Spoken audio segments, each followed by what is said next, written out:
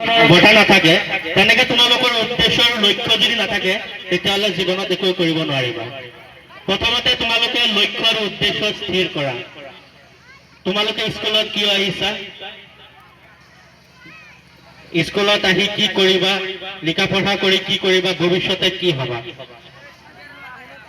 লক্ষ্য উদ্দেশ্য যদি স্থিৰ নহয় তেতিয়াহ'লে বিদ্যালয়লৈ আহি একো কাম নাই। আৰু লক্ষ্য উদ্দেশ্য যদি তোমালোকৰ হাতত মোবাইলেই থাকে, লক্ষ্য উদ্দেশ্য যদি তোমালোকৰ ইনষ্টাগ্ৰামত ৰিলছ বনোৱাই থাকে, লক্ষ্য উদ্দেশ্য যদি তোমালোকৰ বজাৰত ঘূৰি ফুৰাই থাকে, তেতিয়াহ'লে বিদ্যালয়লৈ অহাৰ কোনো প্ৰশ্নই নাই। তোমালোকে যদি লক্ষ্য কৰা এই বেচামাৰী অঞ্চলত 1 কিলোমিটাৰ ব্যাসাৰ্ধত প্ৰায় 5-6খনকৈ ব্যক্তিগত খণ্ডৰ বিদ্যালয় গঢ়ি উঠিছে। তাৰ ভিতৰত এইখন হৈছে বেচামাৰী আমাৰ উচ্চতৰ মাধ্যমিক বিদ্যালয়ৰ চৰকাৰী খণ্ডৰ বিদ্যালয়।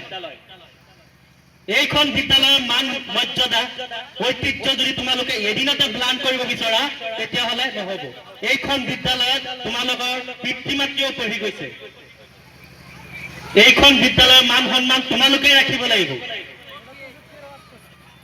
তাৰ বাবে কি কৰিব লাগিব, তোমালোকে শিক্ষাগুৰুৱে কোৱা কথাখিনি শুনিব নালাগিব, হয় নে নহয়?